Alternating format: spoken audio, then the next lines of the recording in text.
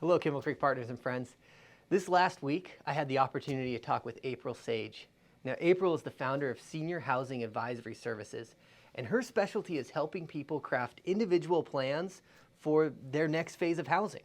Now, whether that's senior or age-based communities or more intensive memory care options, April had a wealth of experience and insight. She was really fun to talk to, and it was very informative. I wanted to record some of our conversation and make that available to you as a resource.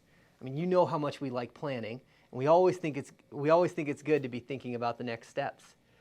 We broke our conversation down into 3 parts to make the videos a little more digestible. It starts with lower levels of care where it's just kind of an age-based, fun community to be a part of, all the way up to more intensive solutions where you need like a skilled nursing facility.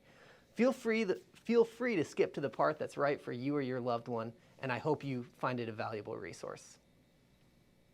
April, in our early conversations, one of the things that you stressed that really stood out to me was that no plan fits everybody.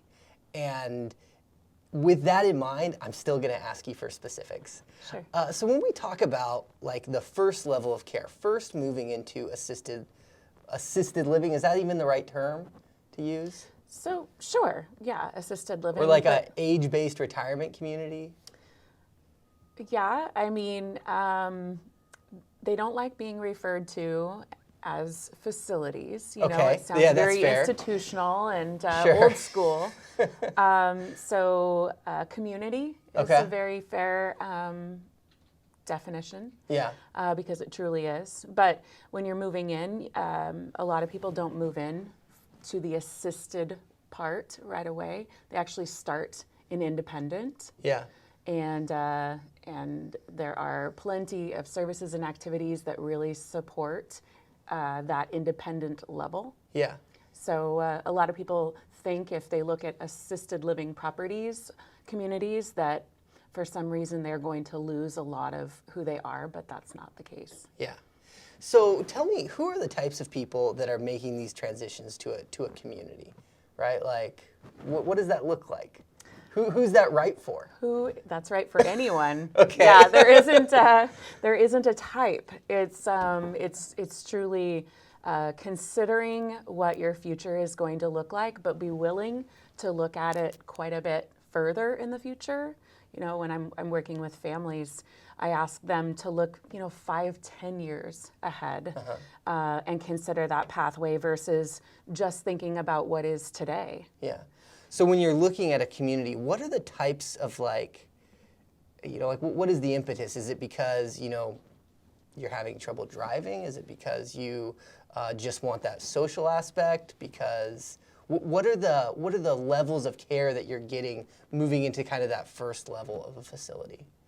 Well, the first level of a community is truly an independent level in most cases.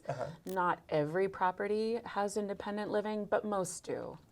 And so independent is truly independent. It's a condo or an apartment or even a cottage that allows people to live on the property, be a part of the property, but completely do their own thing. Okay. The advantage is that you can have your house cleaned, you can have your lawn mowed, and the outside of the property is less of a burden.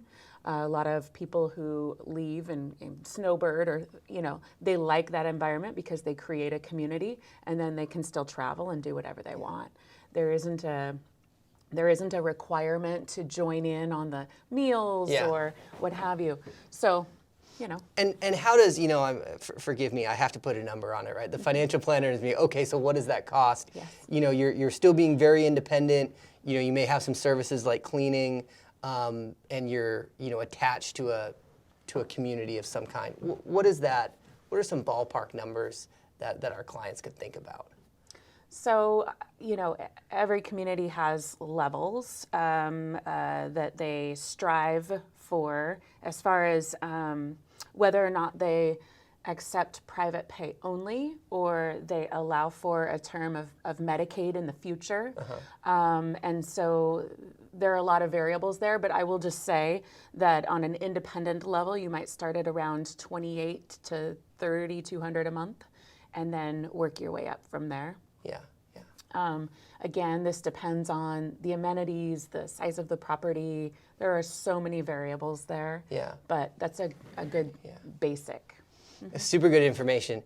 So April is based here in Tacoma, and her whole job is helping people through these transitions. So if you had questions, I'm sure you can reach out to her, and we're going to continue our conversation on kind of more medium care communities here in just a minute. So if that's interesting to you, jump to that. If not, thanks for watching.